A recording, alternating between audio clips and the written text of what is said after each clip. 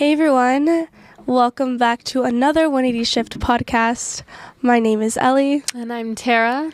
And welcome back. Before we get started, why don't you guys head over to all of our social medias if you haven't so already at 180 Shift, as well as our website at 180shift.org to check more or check us out a little bit more. But how are you, Tara? I'm doing well. How are you? I'm doing pretty good.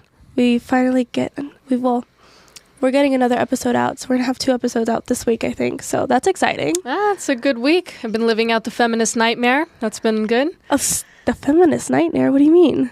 Oh, housewife, young mother. I clean the house when I'm told to. Yes. Wow. Okay. Interesting. How's school for you, though? Good. Just, living out the college life, I guess. Yeah. I don't know. Right. It's just like a new thing that, just happens, and it's new. So that's amazing. Always growing with that. But yeah, I'm excited. Well, we have a wonderful guest today. Yes. How are you today? I'm actually, would you like to introduce yourself? Well, yeah, just a quick introduction first, because we're going to get more into your backstory. It's what time? It's time for boba. You're going to have to tell me what boba is. Okay, it's like rice meets candy meets milk tea. Okay. Okay, more explanation. So there's tapioca pearls in there. Wow. In your drink, okay? Women love pearls. Well, yeah, on their... You can eat these ones. Nice pearls. You can eat these pearls. Okay. Yeah, you can eat these ones. These are made out of tapioca. Okay. I'm pretty sure that's like a root, but it's sweetened and it's really delicious. I thought it was rice. Give me some instruction here. Okay, so take the straw. You're gonna wait. The wrapper. Do a quick introduction. Yeah, while you're doing this. My name is Stephen J. Cloobeck. I am the founding chairman and CEO of Diamond Resorts International. I'm a self-made man, busboy to boardroom. I've done a lot of very interesting things. I actually went to school to be a surgeon, a heart surgeon, ended up going into real estate, then hotels.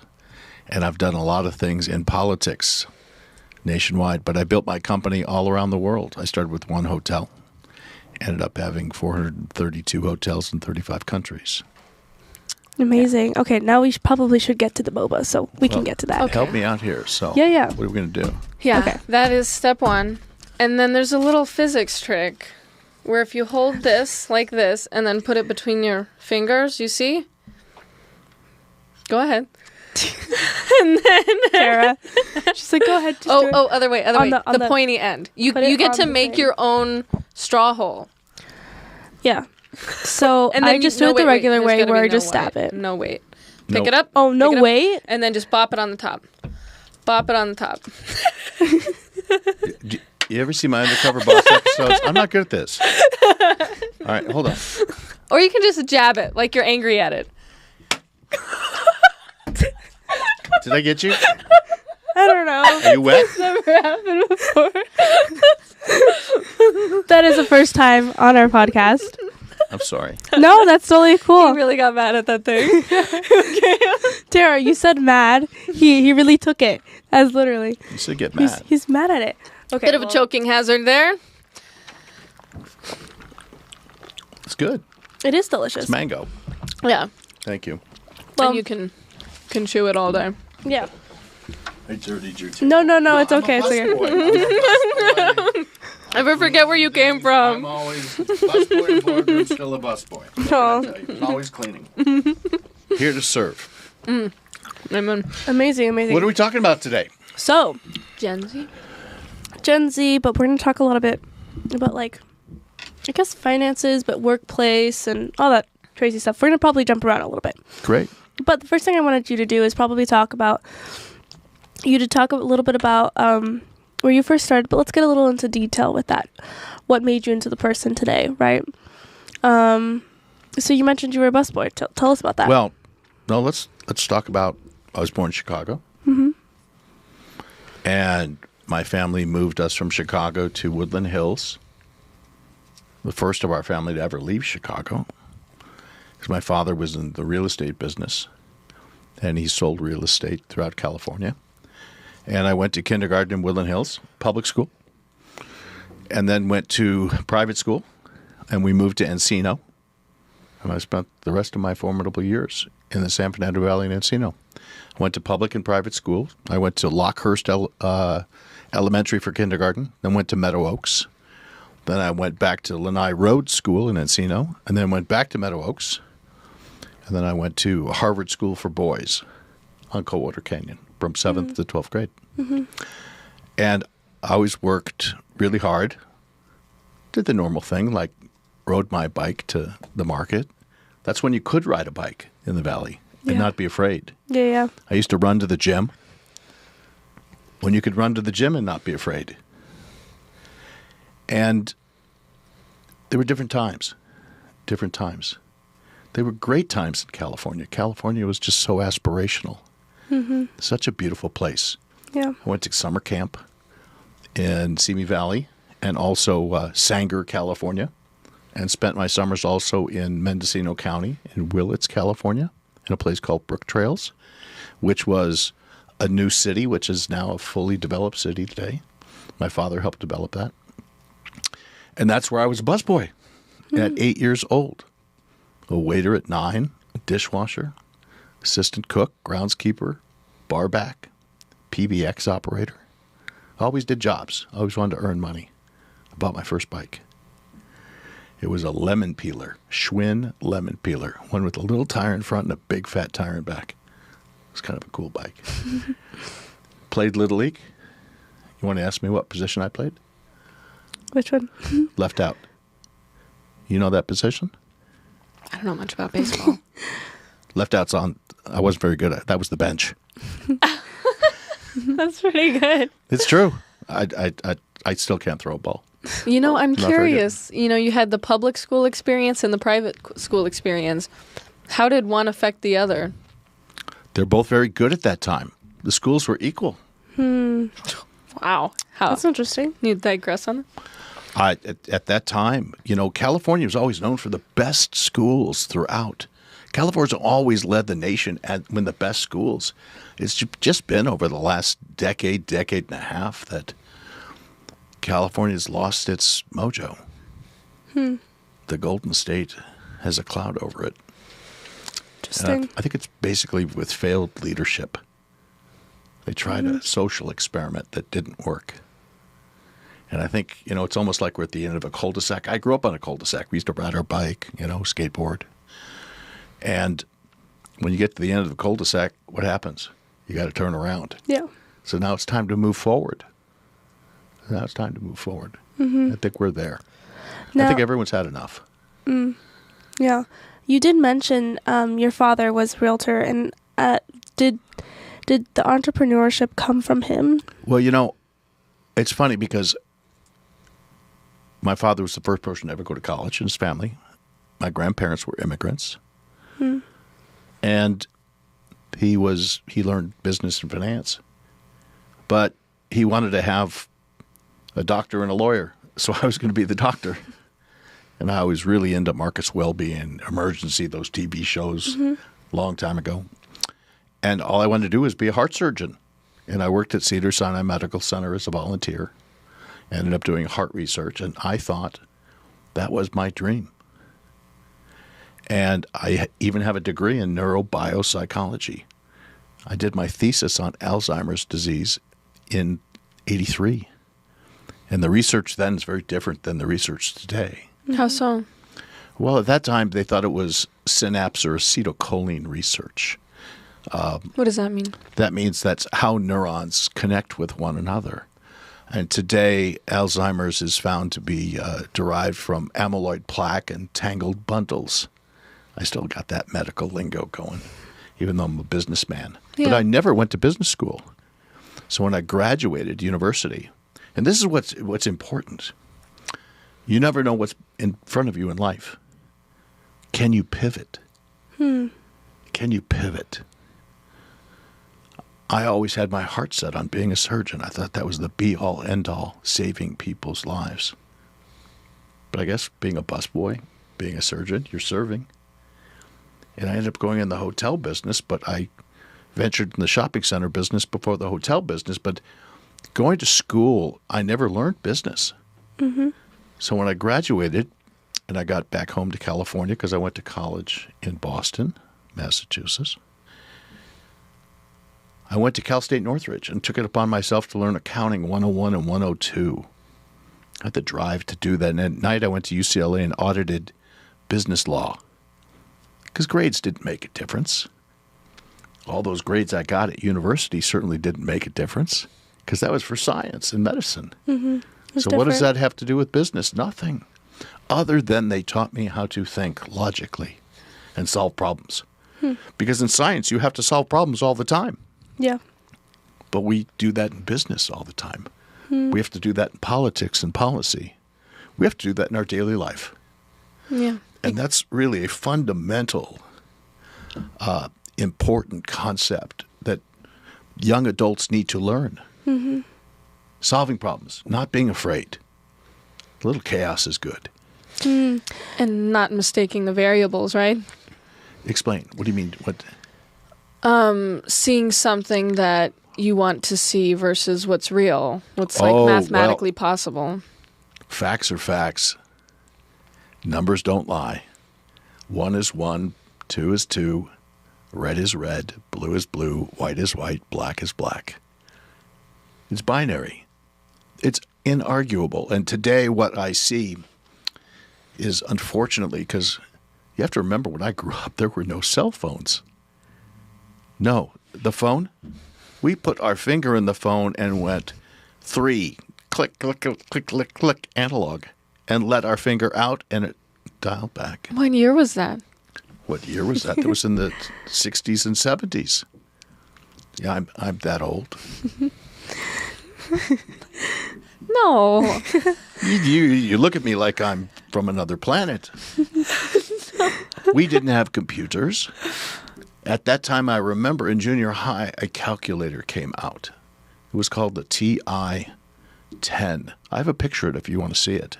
I have it on my phone because I just want to show people. Was it big? No, it was a little larger than your iPhone. Yeah. But it did adding, subtracting, multiplying, dividing, and square roots, and that's it. Like a graphing calculator? No. Okay. Basics. No. It's what your iPhone does more today than this little calculator did, and we could never use it on tests. Yeah. We had to do flashcards. Do you remember flashcards? Yeah. Oh, yeah. People still use flashcards. Well, adding and subtracting, and we were timed. Yeah. And the principal, I remember at the school, if you didn't do it on the time, he would take his finger and put it in your chest and say, Cloobeck, know your numbers. No, actually take his finger and put it in your chest. You know that can't be done today. That principal would be outed. Well, yeah. So we grew up with discipline, education, discipline, and integrity. You know what integrity is, right? Yeah. We don't lie. Now, If you lied, that was like the scarlet letter. So I can't lie. I can't lie about anything. I even tell the truth when people go, well, that's a little harsh. No, but it's the truth. yeah. People always know where they stand with me. Yeah. Yeah. You know what? You did say, like, you have to pivot from changes. I guess being able to bounce back from Can those. I have a little more of this? This is Go good. ahead. Yeah. I like this. Yeah. But that made me think about a book that Oh, my God. that I I'm going to choke. What are Please these don't things? choke. don't choke. Do not choke. You You're could like chew them. You Gu- can chew them. Yeah. Oh, gummy. Yeah. Wow. Now, it's kind of like a little fun dessert for me, but They're really chewy. depending on where you get them from, yeah. So What? the bouncing back from changes and things that happen in your life reminded me of a book that I had read. I read it in middle school. It's like Who Moved My Cheese? Have you heard of that one? Oh, yeah. Yeah. And Great book. yeah, I mean, it's a very small book, but it's easy to read. But It's iconic. yeah, it is. It is. But that kind of had, reminded me of that. What did you take away from that book? I'm trying to remember. I read it so long ago now. It's like 6 years probably. Oh, While you think of that, yeah. I'm curious. So how did the public school teachers work with their parents? Because we're seeing, kind of a break in the communication between parents, administrations, and teachers. Well, very good question. actually, in public school, there was more interactions with parents and teachers because it was called the PTA, the Parent Teacher Association.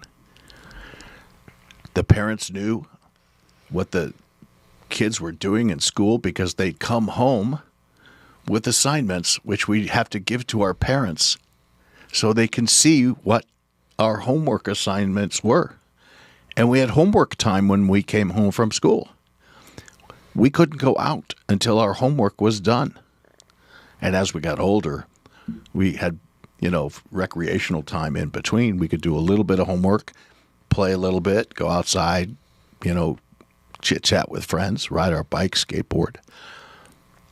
And we'd have to eat dinner. When dinner was over, we went and did our homework. And if we got our homework done, maybe we could watch TV. Maybe. But during that time, there were only like 4 stations. Channels today, stations. Like there Bewitched. Like Bewitched. Yeah. The Three Stooges. Three Stooges was like a big deal because that was kind of harsh behavior. The Little Rascals. Yeah. Gilligan's Island. I love Gilligan's Island.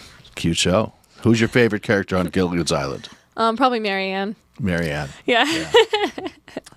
How about you?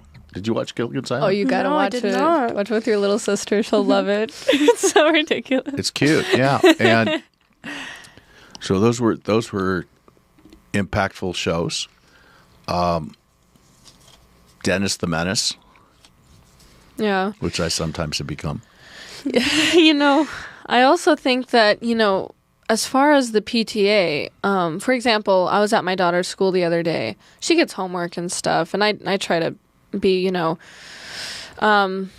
limiting with the television. But,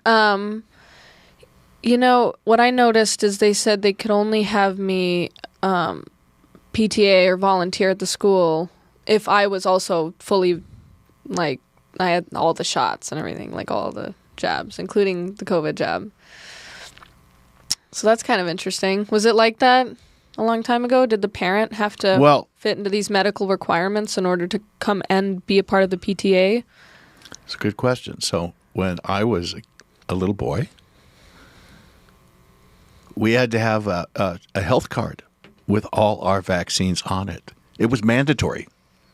We all had to get vaccines. We all had to get vaccines. And there was none of this discussion about it. That was a rule. And everyone followed the rule. Nobody went off the grid. No one went off. No Walden Pine. No. Everyone just followed the rules. And you showed up a little bit early for school. You weren't late, because if you were late numerous times, I think you had like 3 tardies. And they would whip you. Oh yeah, strap. I was joking. No, but actually it's not a joke. I mean, my father took the strap out a few times. My mother used like a pizza spoon, a pizza paddle. Until one day she hit me with it and it broke in half, and I was laughing and she quit hitting me. But how about this? How about a bar of soap in your mouth? Oh, I got that. I got that from my grandma. What was your flavor? Oh, I don't know, just like the Dell or whatever. Oh, I got Irish Spring. or if we were really bad, it was lava soap. Lava soap? That's pumice stone. Is that what you scrub a toilet with? That's what you scrub a floor with. Yeah, it's pretty bad.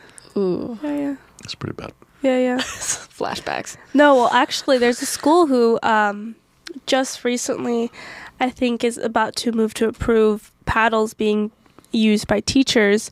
And if you don't want your child to be, I guess, disciplined at school, you have to sign an exemption thing.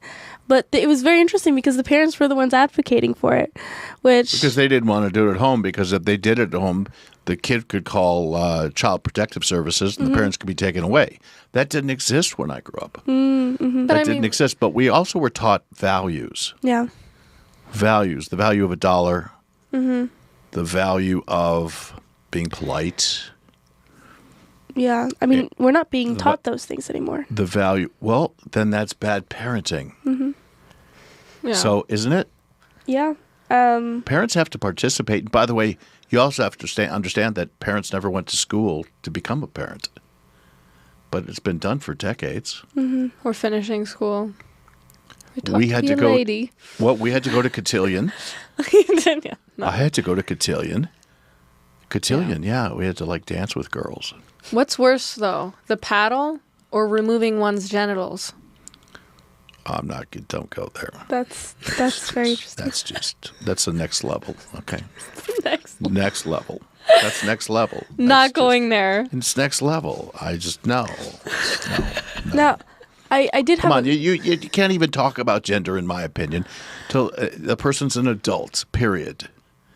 And then I'm okay. Great. Make your own decisions. Make your own decisions. I'm cool with anything, but let a person grow to become an adult.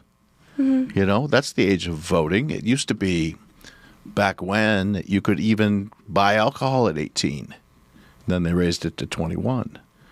You could drive at 15 and a half with a permit, get a full license at 16. You could become emancipated at 16. But do you have the skill set to be an adult? You know, our children today prepared for the real world.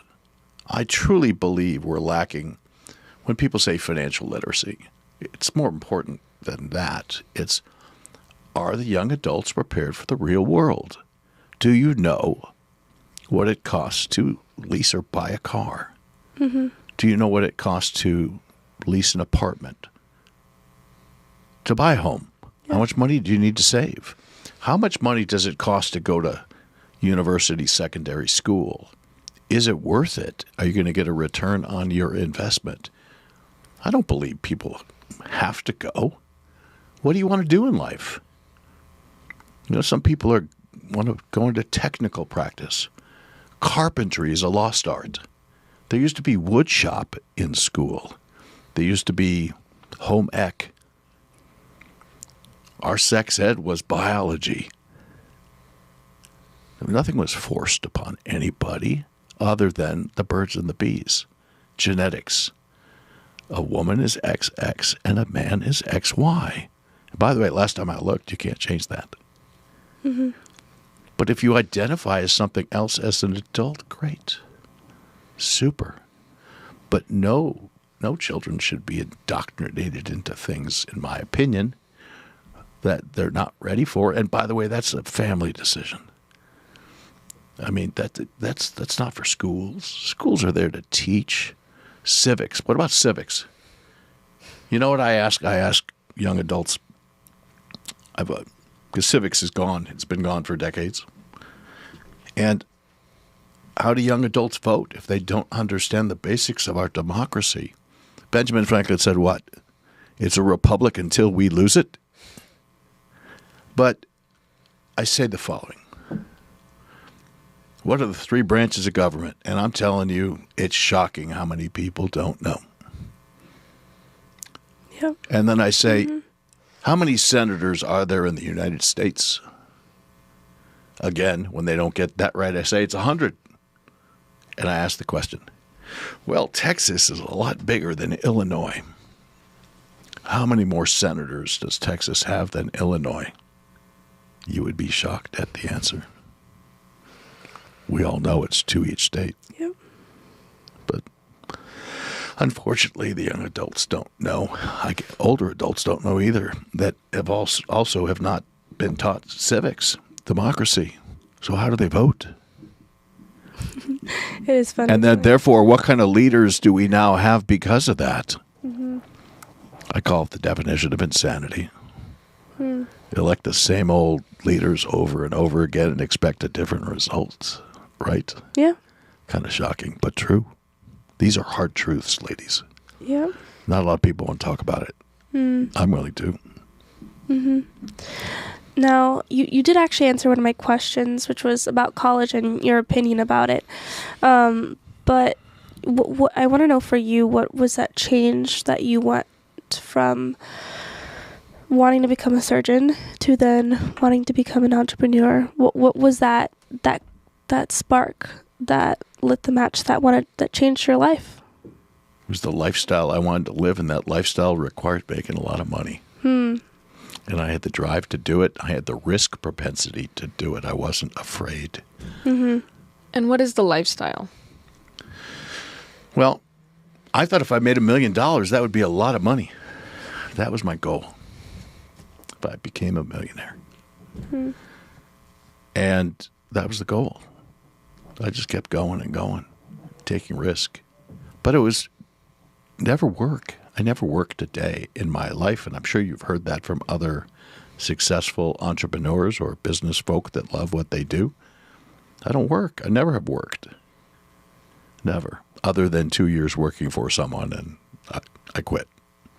I wanted to be my own boss. Yeah. It's not easy, though. Not easy because you got to make payroll. Yeah. If something goes wrong, you got to look in the mirror because you're the one to blame. Yeah, it's part of leadership. Leadership. Yeah. What are some of the fundamentals that you had that helped you along the way? Getting up early and always staying late. Never being afraid to make a mistake, because the mistakes you make are actually the greatest learning experiences you have. And it's okay to make a mistake. Just don't make the same mistakes again and again, or really not the second time. Learn from it. Embrace your mistakes. Embrace them. And, you know, you have to have respect for people.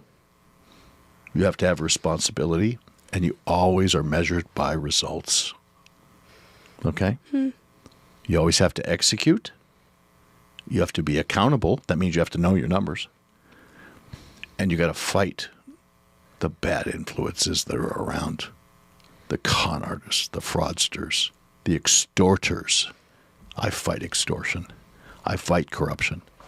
I'm not afraid. I'll go nose to nose with anyone. I'm full of love, though, and inclusivity. But I protect. I'm a Papa Bear. I protect my family. I protect my team members. I protect those around me, and I want everyone to do well. So that's an interesting point for Gen Z. We are not judged on our intention. Say that again? Gen Z, I mean, I feel like so much of it is expectation that people will understand your intention and make decisions based on your intention, not the result. I just noticed that trait amongst my generation. Yeah, it's true. I have seen that. So you're saying, explain more to me, because I'm still learning, because I do have I have 3 Gen Z children. It's so hot outside. I have to wear a crop top and really short shorts and show my bottom because it's that hot outside and people will understand, right? You be you. Well, I mean, that's intention versus results. The result is that you go to places and you're going to be seen as an object, right? And you're not going to be seen as a person. You're going to go places. You might even make poor decisions and say, look, I want to go have fun. So I'm going to go to a party. And then you go to the party. And then now you're going to have a whole handful of other consequences. If you look at how Gen Z behaves, or the college or the party culture, it seems to all be based in intention. Why isn't it just having fun? Well, I think that is what it is excused as. But excused as, or you're saying intention, so your generation is intending to actually create a result of having fun. Well, having fun, but you can have fun any which way you are, as long as it's safe and there's no hate, right? I guess a specific example that comes to mind was my cousin. She would watch me work very hard at home and try and also be a provider for my family. I mean, in this economy, it's usually both the man and the woman. And she would watch me take care of my kids, my 93-year-old grandmother who had Alzheimer's. And I think oftentimes she thought I was suffering because she wanted the instant result of fun. So she chose Xanax. So she chose sleeping around. So she chose playing video games all day. I think there's an unfortunate rise in this statistic amongst my generation. Well, that's not being responsible. But wouldn't you say that it's focusing on the result more than... Well, the results of unintended consequences of, not getting... Of what comes after fun, right? You can have fun as long as you're working hard and you balance it. As I studied all the time, I had a lot of friends that had fun all the time. They'd be smoking pot in the back, and I never did that. I was a bodybuilder. I took care of my body, and I studied because I was driven with regard to a goal in mind. What made... And the goal was not instantaneous. The goal had a long path to it. There was a destination that I knew was going to take a long period of time to get to, i.e. being a surgeon. That's 16 years of school. Yeah. That's commitment.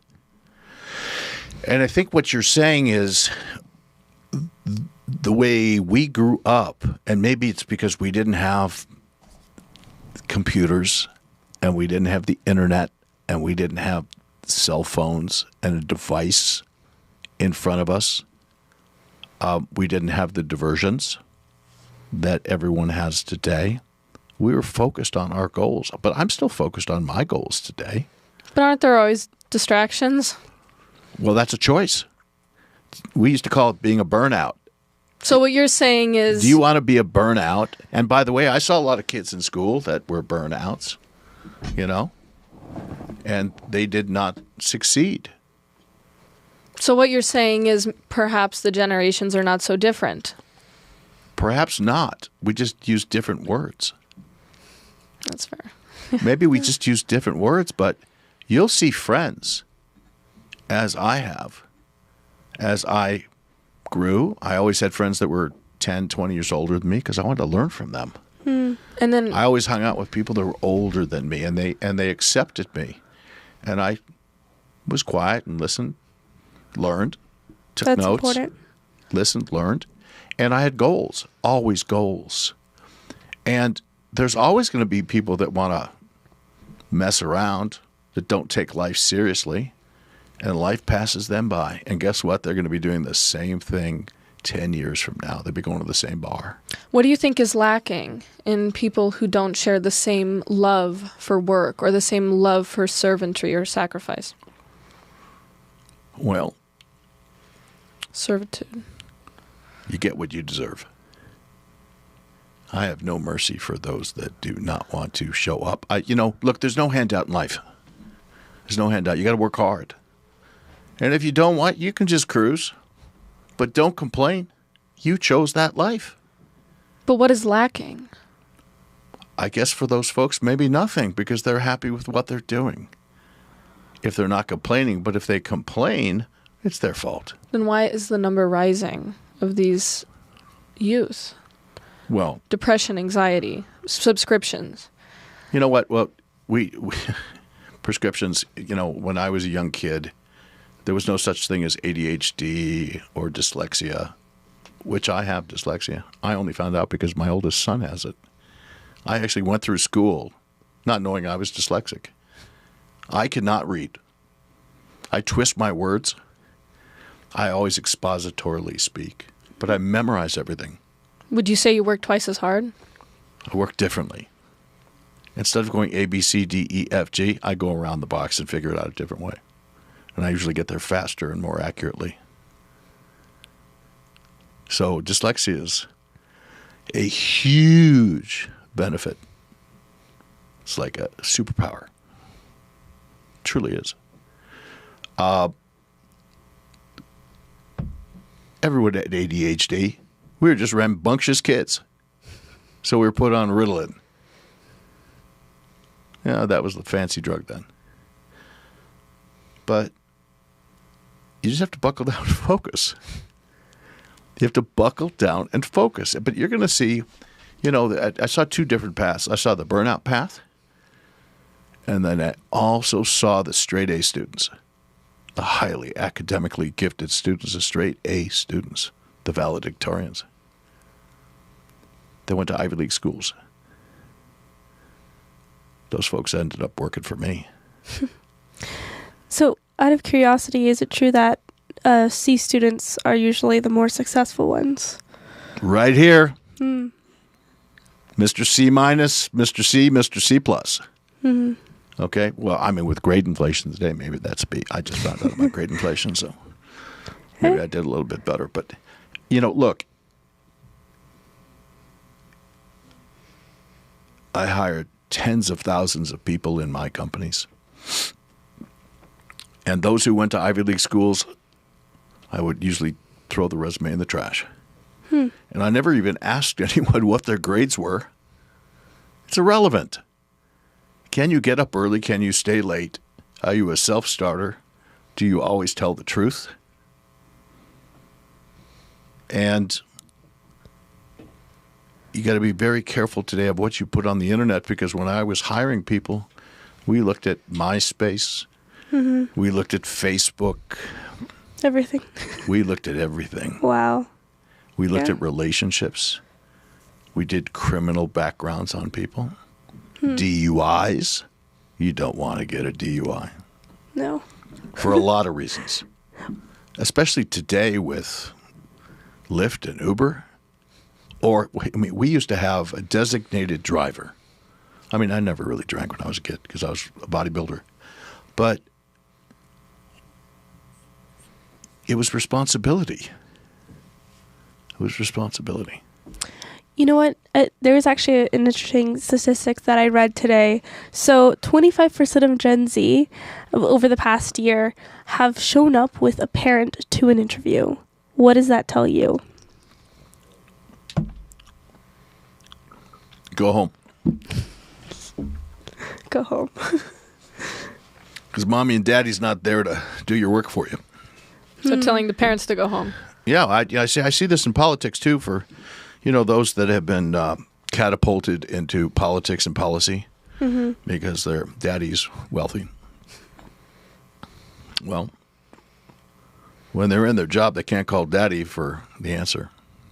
Yeah. And when they get into a jam and they got to save people's lives, they can't call daddy to save that person's life. You have to have experience.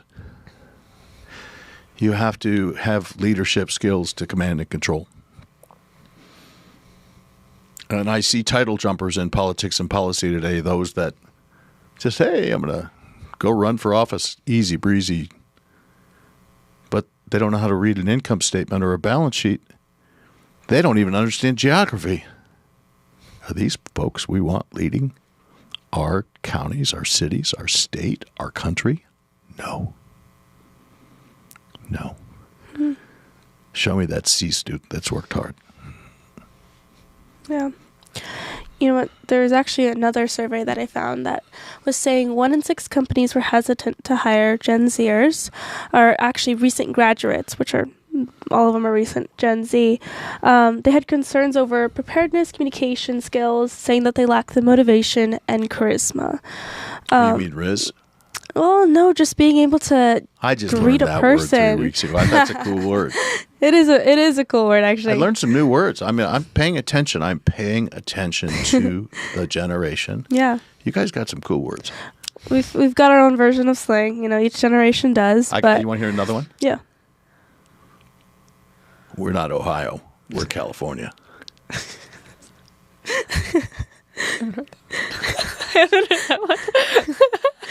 Look it up. I'm telling you. I'm on something. He's learning everything, but I'm on something there. you know what? So continue that, because you're on a very good point, because this is important. This is really important. It's not about SAT scores, ACT scores. It's not about your GPA. Yeah. Do you know how to think? Mm-hmm. Can you show up early and stay late? Mm-hmm. And with all due respect to mental health, I get it. I'm not poo-pooing it. I never once said, can I have a mental health day, please? I mean, really? Come on. Mm-hmm. What do you think is what is one of these skills that top skills that you're looking for in a person that they must have? Character and integrity. Character and integrity. Okay. Very good. Integrity is something we're lacking in this generation. Well, actually, It is in the last few generations. It is I'd the have to say. essence of who I am. We do not lie. Never. You lie in my organization, you don't get a second chance. And everyone knows that day one. And you must build thick skin. The world's tough. Yeah. The world's tough. We are now a world economy. When I was growing up, we were not a world economy. We were the United States. And California is the best state in the United States. 58 counties, tip to tail. Look at the best geography. We used to be the number one in education. It was safe. It's watered down. We need command and control. We need leadership. Like the dad that says no, and you ask me why, and my answer is the answer is no. That's what I said. Because I have your back. I'm the Papa Bear. Because I know, and I don't have time to explain sometimes, but I'm going to do what's right. I'm going to fight hate, and I'm always going to make it a safe environment. These are like fundamental principles that are unarguable. We need clean streets. We need no potholes, no cracked streets. And we have to have freedom. So if we have freedom, why should our government tell us we have to buy an EV car at 2030? Yeah. Doesn't that take away our freedom? You know, I want to make the environment better because we all have to work on that. But don't we need to bridge to that and still balance our freedoms? You know, kind of continuing on the train line of recent graduates, I've seen so many videos of just, you know, people, they're crying on the internet. I've seen them where they're like, I just dropped off my resume in person. I've done this many interviews. I have this 4-year degree. Sometimes they have like, you know, their bachelor's, their master's. They've got everything that they need, right, to essentially get the job of their dreams. And then they show up and they're like, get rejected every single time. You could say that that's because of inexperience, right? They don't have enough experience to just jump to the I guess the best paying job. But I think for a very long time we've had this it was normal to get the degree and then go into that. But now we're seeing people being pushed away because they don't have the experience. Do you know why? Is it the experience or they don't have the character? That's a good question. Do they not have the ability to show up early and stay late? Or let me ask you another question, because I was operating, I'm not operating a business today. I'm focusing on politics, policy, and philanthropy. But I was interviewing some young adults, and they had unrealistic expectations of what their job should be day one. Interesting. Okay. And this young man said to me, well, I'm an influencer. Okay. I've got X number of followers. I said, how many did you buy? No answer. Just tell me the truth, because I know you bought some followers, because I've already done the homework on your page. What do you think? We're silly and stupid? We're already doing the homework. Just tell the truth. So there was already a character problem there. But this gentleman said, I want to be Senior Vice President of Marketing day one. I'm like, what are you talking about? And take those gold chains off. I was boggled. I said, would you like to learn what we do first? Can you get a yellow pad out and take notes? There was no notepad. There was no pen. There was just bravado of how great this person was based on their followers. And a third of them were fake. Well, so it goes back to integrity. Put in the time. Start at the bottom. And it goes back to, I don't know why you went to all that school. How much did you spend on all that school? How long is it going to take you to pay it back? probably forever. Well, then why do it? Then why did you do that? Why are you going into that? Because people told you to do it? Are you not bright enough to figure out the math? if you have to spend $200,000 in loans and it'll take you 20 years to pay it off, why would you do that? Mm-hmm. I mean, it doesn't make sense to me. Yeah, I do have another question to throw at you. So, another article I was reading was talking about how this person was commenting on how he believes the responsibility partly belongs to the managers, those in charge of them, to train up these recent graduates, these people, so they're ready for the workplace. What do you think about that?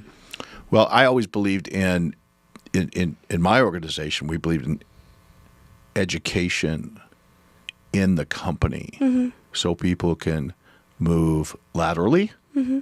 or move upwardly as they wished. I had one individual, and your company is judged on how long the people have been with you, your team. Mm-hmm. I had people that were with me 30, 35 years. Put their kids through school and their grandkids through school. This one gentleman started as a dishwasher. After his 30th year, he was in charge of the worldwide engineering department of a hospitality company, and he never graduated high school. Wow. Wow. Pretty cool. Mm-hmm. As loyal as they come. Hard worker. Never said no. Was there to teach and train his team. But he learned from others. He was a self-starter. You have to be self-motivated. Mm-hmm. It's not just handed to you. You don't win the lottery. Have you ever heard of the lottery curse? When you win the lottery? Yeah. Read about it. It doesn't end well. It doesn't end well. But you have to work hard. So I'm going to ask you this question. Who screwed up? Was it the teacher or the parents or both? The student. The student. The student screwed up? You know what? I think the parents have a lot to do with it too. Because I've raised 3 great kids. And my wife and I were involved. And believe me, I questioned some of their teachers. I got in some of the teachers' faces. Why are you teaching my kid this? She wants to go to Broadway acting. What does calculus have to do with Broadway acting? Seriously. Questions I ask. It's like silly. We should be able to tailor in today's environment what a young adult's desires are, embrace it, and help grow it. Mm-hmm. And be a trapeze net underneath it so there is a safety net. But allow failure to occur because failure builds character. I've seen a lot of parents that were helicopter parents and protected their children, and they have soft, weak kids. They're not ready for the real world. But they went to good schools, but they're not ready for the real world. The real world's tough. It's tough. And it's getting tougher and tougher now that we have this world economy and we have people from other areas of the world that have that drive and the fire in their belly. They want to win. They want to win. And that's what we're up against today. And then also you have to fight all this fake baloney on social media. I mean, I don't know how I watch it and I could probably sift through most of it, but I get caught every now and again. I'm like, wow, that was a good fake. Mm-hmm. So we had nightly news every night. And it was world news. And at the end of each news hour, there was a happy story. Every single time we went to bed or left the news with a happy story. We also heard comedy. Comedy's meant to be funny. You should be able to say whatever you want as a comedian today and not worry about what you say. It's funny. If you don't like what the people have to say, don't go to the show. You have a choice. You have freedom, but don't take away our freedom. So where's the balance, ladies? Where's the balance? But these fundamental principles of working hard, getting up early, you know, I saw all these children being given first place trophies because everyone needed to be feel good at soccer or Little League. Bullshit. How about first, second, third, and honorable mention? And I got a lot of those honorable mentions. You know, that's competition. Yeah. And if you're going into business or in a workplace, you have to compete. Yeah. You're not given everything. If you want something given to you every day, go live in North Korea or Russia. Go live in China. Mm-hmm. Go live in a communist or socialistic environment where everyone's equal and they're governed by dictators. Your choice. Go move somewhere else. In America, we have American law. We fought hard for this country. And I see, like in a town in Michigan, they want to adopt Sharia law. You know what that is? Yes, I do. Muslim law? Are you kidding me? If you want Sharia law, go back to the Middle East. That's what I have to say. And in Minnesota now, the call to prayer 5 times a day. Please go to the Middle East. This is America. We don't do this. We have all freedoms of religion and expression. That's our First Amendment. Mm-hmm. If you don't like our laws, go home to where you came from. But if you want to come here and assimilate. Work hard. Yeah. Working hard is very important. And I think that's, part of the reason why socialism doesn't work is because there's also a certain reward or a satisfaction that you feel when you finally worked hard enough and you get where you wanted to be, which is an amazing feeling. I felt that a couple times, and it's like, okay, you feel accomplished. Tell me what did you feel, and tell me the experiences you had. That's good. Okay, I'm trying to think of. Okay, so I went through this program that it was a leadership program. I'm not going to specify what, but it was a leadership program, and I was extremely scared to do it. I did not think I was going to pass any of the courses, any of the material, none of it. And you will fail it if you do not get over a certain amount of points. You're graded on your how you take care of yourself, how you show up to classes, the amount of times you eat, your performance in the classroom, and as well as your written materials, and as well as speeches that you give and presentations. So you had a lot of things that we were getting graded on. Sounds like a life skills course. It was intense. And we did that for a week. It was a week of no contact with the world practically, and just study. It was working hard. But I knew, from the very beginning, I was very scared, and I was like, I'm not going to pass this course. This is way too hard, because people have failed. People have. But at the end of the thing, when they called up my name to say that I had passed, I was so surprised, but it was a feeling of accomplishment. I had worked hard the entire time, woke up very early to finish assignments, stayed up very late so I wouldn't, fail some of them. And it was an amazing feeling to finally get handed the certificate at the end. So it's really fun. My turn. It's really fun. Yeah, go ahead. Yeah, I want to hear you. Tell me. Oh, I was a total brat when I was your age, a little younger. Just a total brat. I was lost. And then I decided that I was not going to get an abortion, and I was going to make the decision to be a mother. And then it was like everything changed for me, and I was now a brat that either needs to get up and take care of their child, start working multiple jobs, take some classes if you can, try and figure out what programs you can benefit off of. It was a mess. And then, not to mention the relational aspects of it.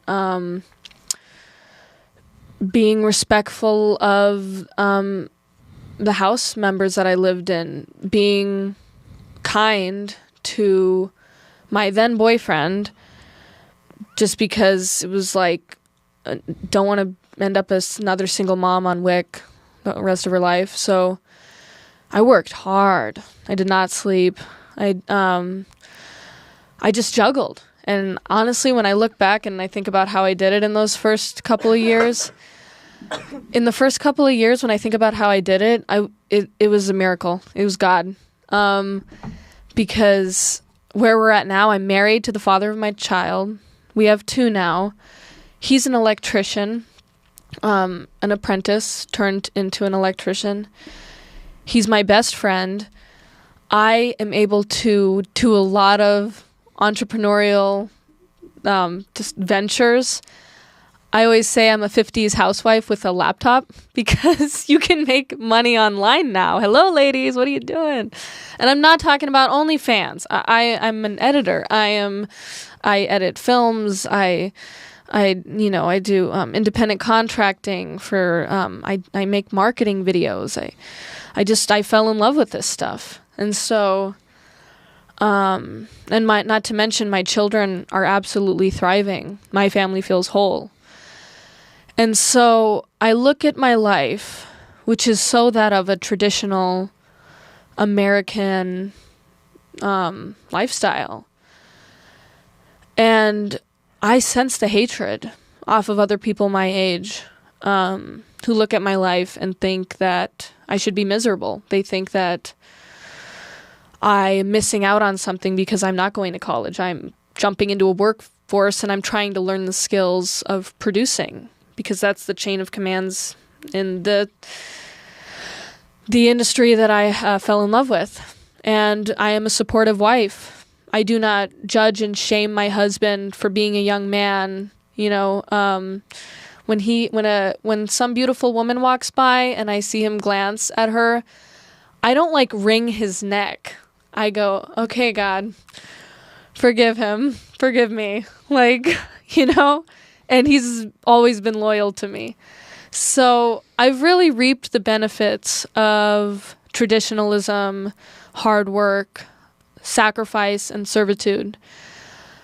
And so, yeah, my message to my friends, if you're watching this, and in general, is fall in love with the servitude. And there's general peace that comes from it. There's something extremely beautiful and peaceful in hard work. Yeah. You know what? Bravo.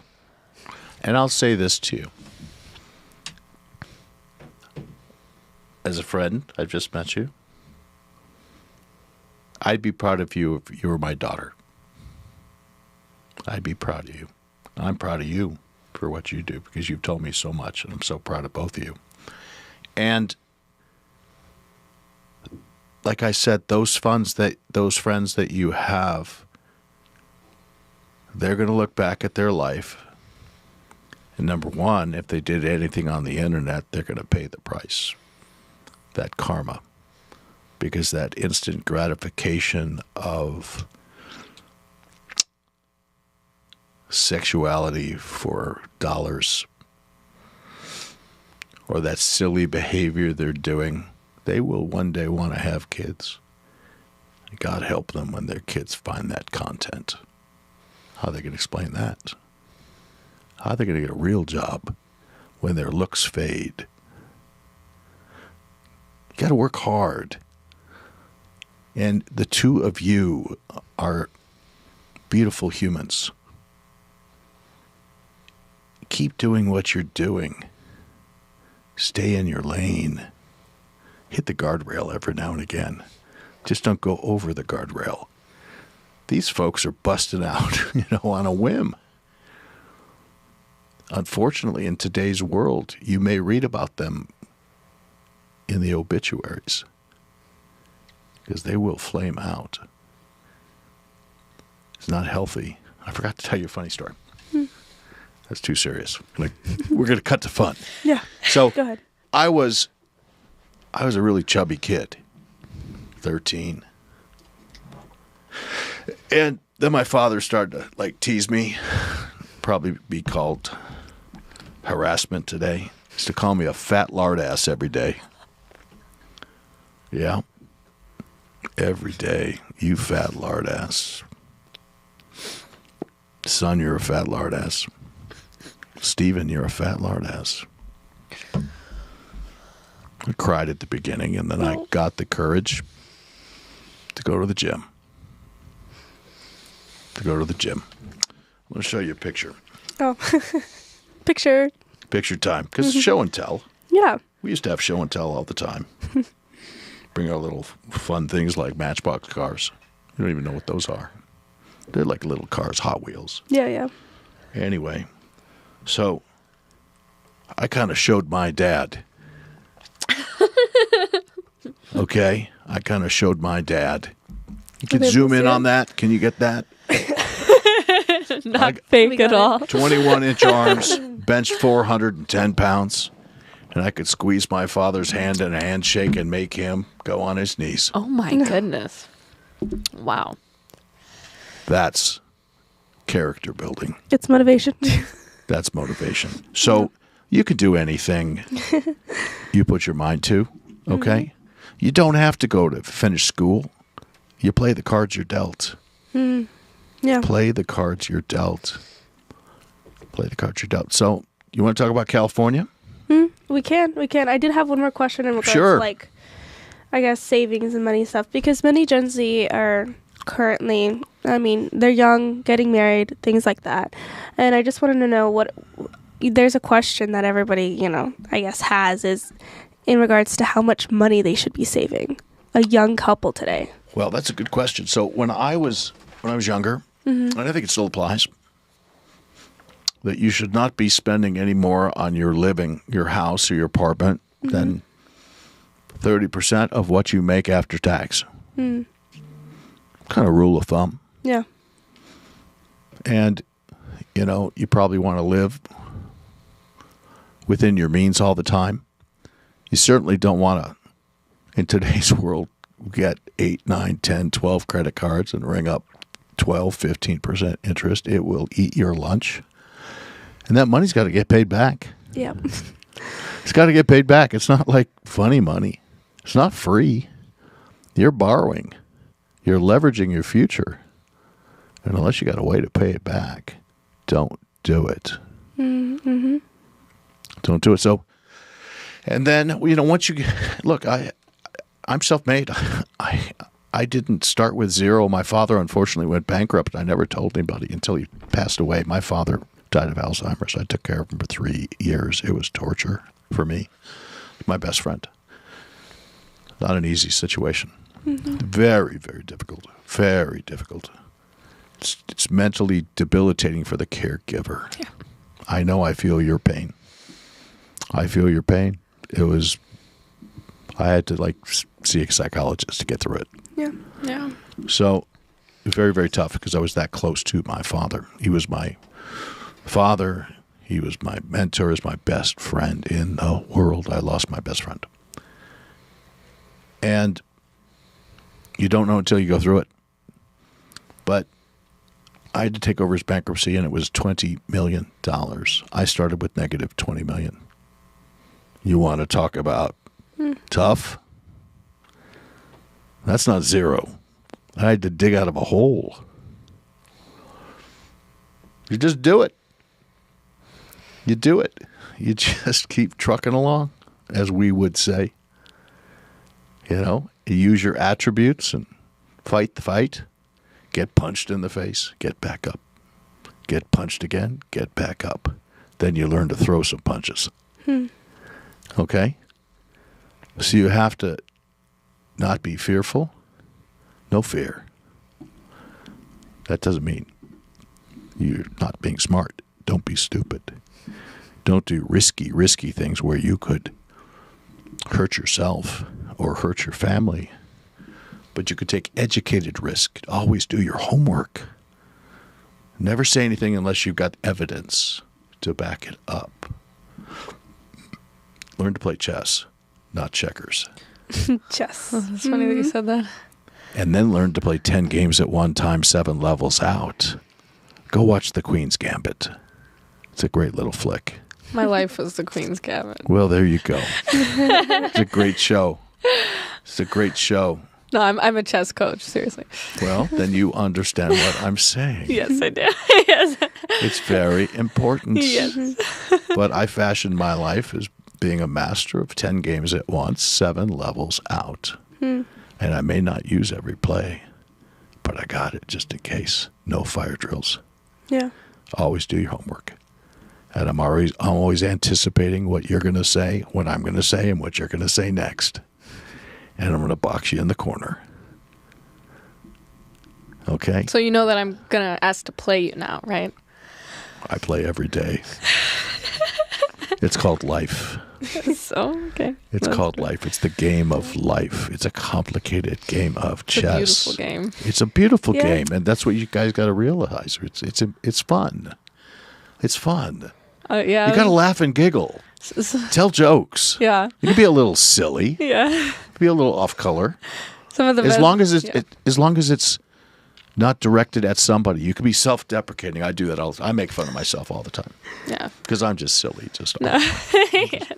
And when I think I'm serious, my daughter reminds me I'm silly. Yeah. She sets kids me. are for, yeah. She sets me in my place. That's amazing. Yeah. Well, let's move on to California. You say it's the best state. Why? I have traveled the world, and I've traveled and operated in just about every state in the United States, and I've operated in 35 countries. Mm-hmm. I grew up here. I could live anywhere I want in the world because I've done that well in life. I chose to live in California. I dreamed of always living in California, but I had to sacrifice my life to build my company. But I had a beach home in California. Mm-hmm. And even with the tax structure that's in place, I left a state of 0% tax, and I came back home to a state of 14% because I love California that much. What's it? Nevada. Nevada. Really? That's where my company had its world headquarters. And, I moved to Nevada when I was 30, and I was there for about 30 years. I came back home. I have nothing left in Nevada. I did all I could do in that state. I did a lot of beautiful, great things there. But I've done a lot of beautiful, great things in many states and around the world. But there's no place like California with its geography, with its people and its uniqueness and its creativity and its beautiful coastline. Skiing the same day you can surf. Where can you do that? I know. Very unique. Where can you have food from all over the world? And good quality food, too. Very good quality food. And you've got some of these great chefs that have taken over these trucks. And it's just a cultural mecca of the world. And the attitude on the West Coast is the best coast. Yes. Okay? It's I've lived on the East Coast. Florida, give me a break. Miami is the city of frauds, cons, and grifters. Really? Wow. Oh, my God. Yeah, well, it's a party. You want to go party for a day? Go to Vegas. Yeah, more fun. Las Vegas is a bedroom community to Los Angeles. It's true. They don't even speak English in Miami. The hospitality is terrible. People are nasty.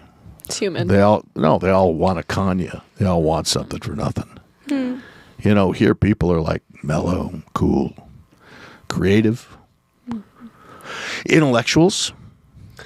It's just a much better lifestyle. And look what we have. We've got wineries. We've got the sequoias. We've got Yosemite. We've got beautiful mountains. Canyons, deserts, sand dunes. Wilderness, beaches, lakes. How cool is that? All right here in California. Yeah. And there's a lot of industry in California that, we have always been the land of innovation. Mm-hmm. The land of innovation. Well. But there's some impediments Yeah. today. California's closed for business right now. Mm-hmm. We have a branding issue, an optics issue. But we fundamentally forgot about law and order.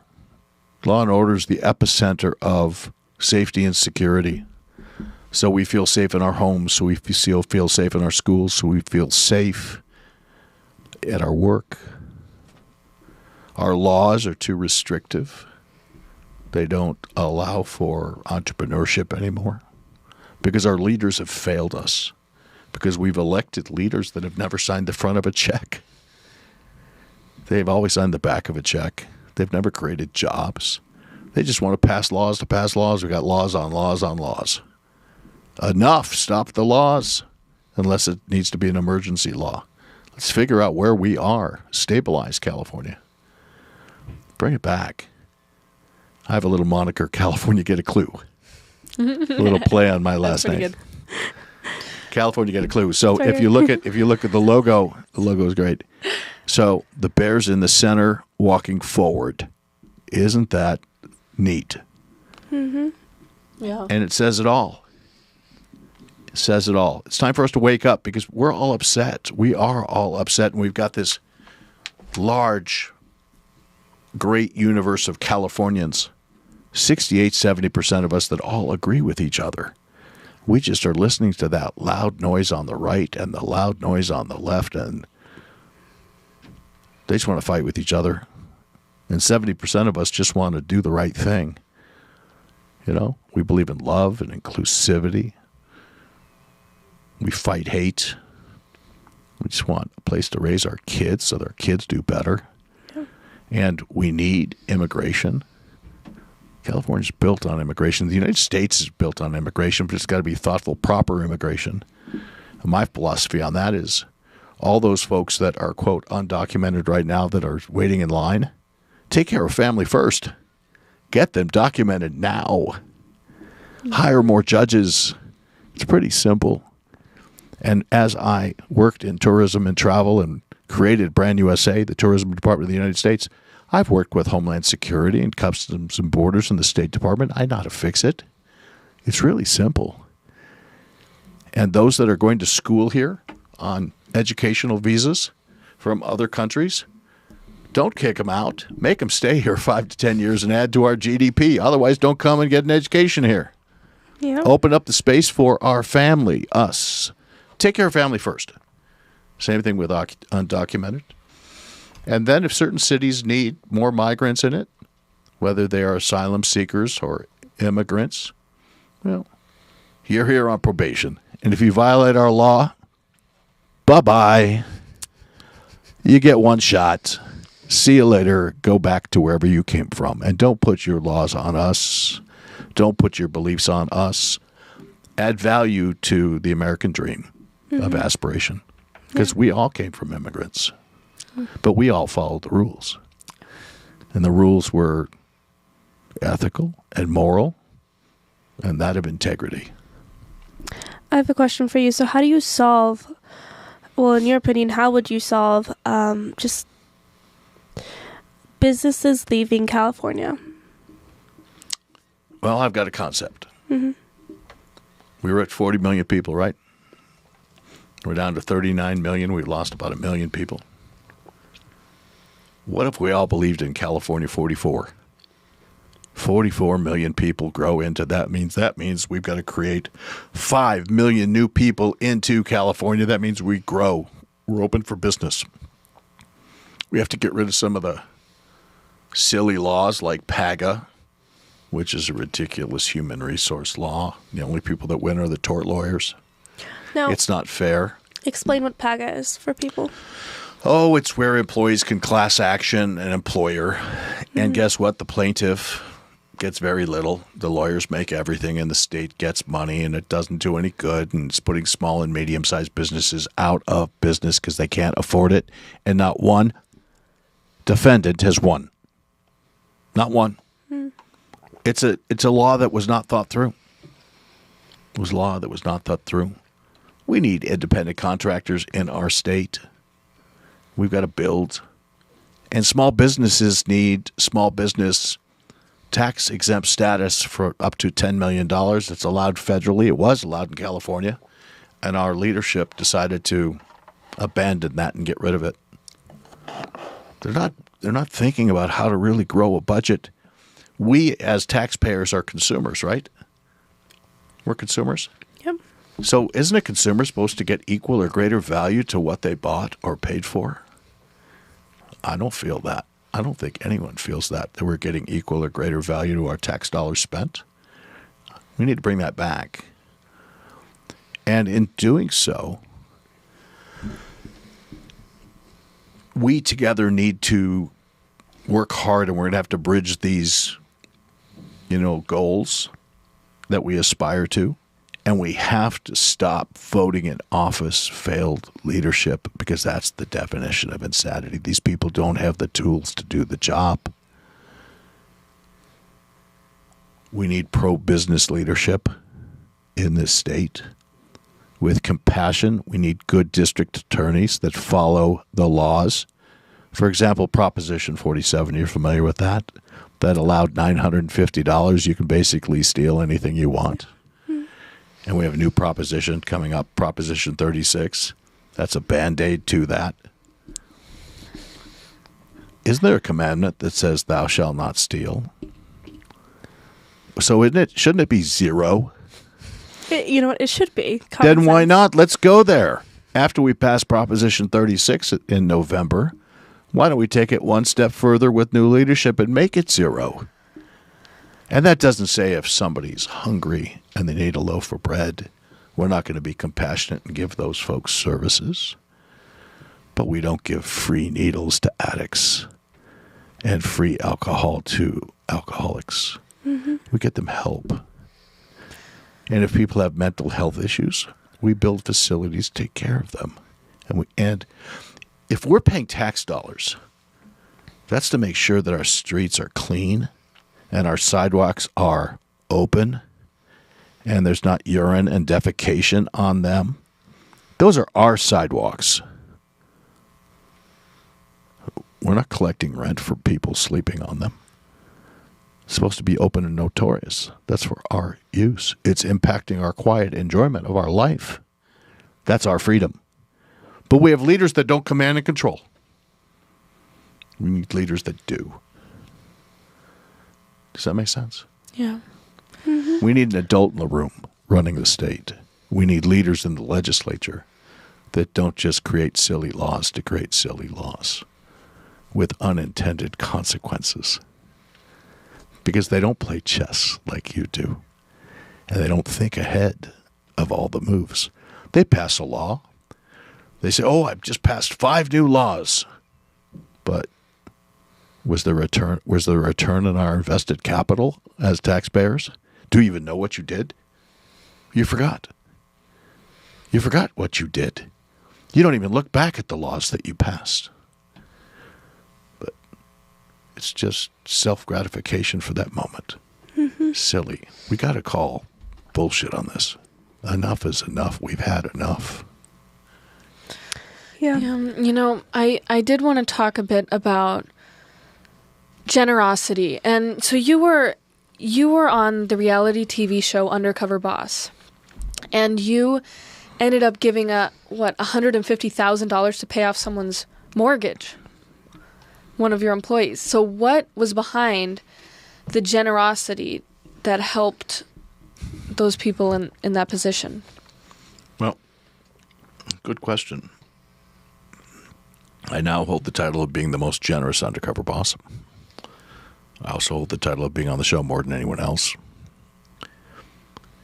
And I looked at the past shows that they did. And first of all, I learned a lot. Because I would never understand what I learned unless I went undercover. Because I'm the chairman, CEO, the founder, and people don't tell me everything. And I got to learn a lot. Learn about the struggles of my team members. And I saw the past shows, and I think I saw somebody gave $5,000 to a charity in their dead grandmother's name. Well, that's kind of silly. What did that do for that person that changed their life other than an honorarium for their dead grandmother? So I'm bold. I'm P.T. Barnum.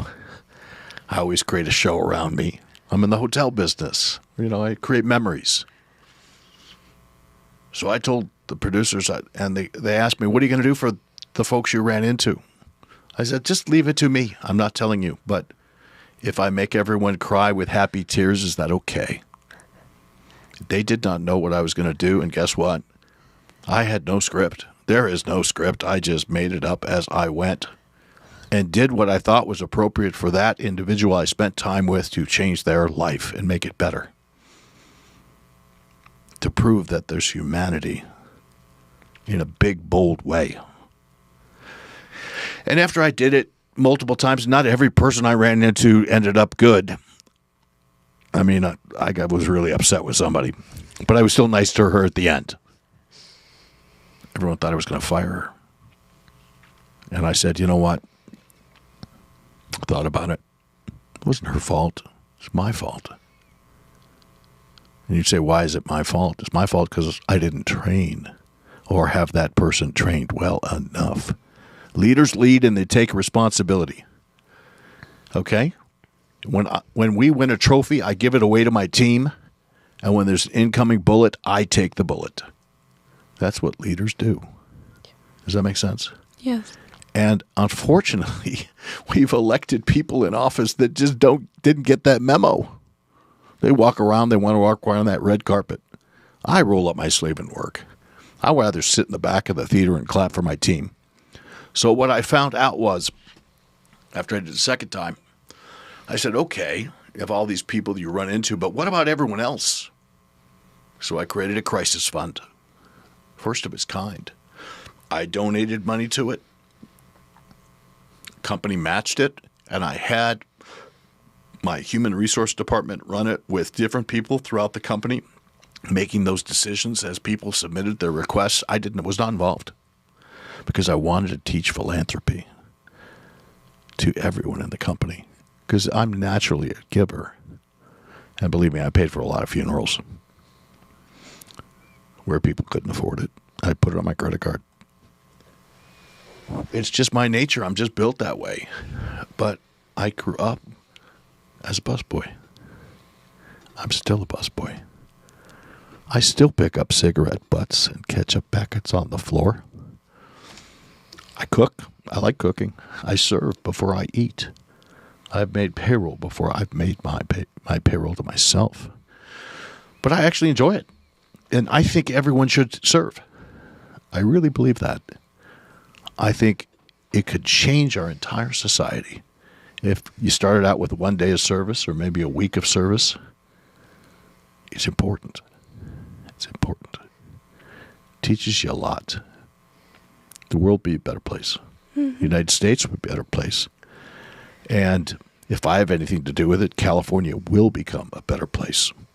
Then we will be back open for business again. The sun will shine here again. And we'll see a little of California love. That's perfect. I think that'll be almost like the perfect place to end, but I do have one more question. I don't know if you had any more. No? Okay. So, just at the top of your head, what's the best piece of advice that you could give to Gen Z?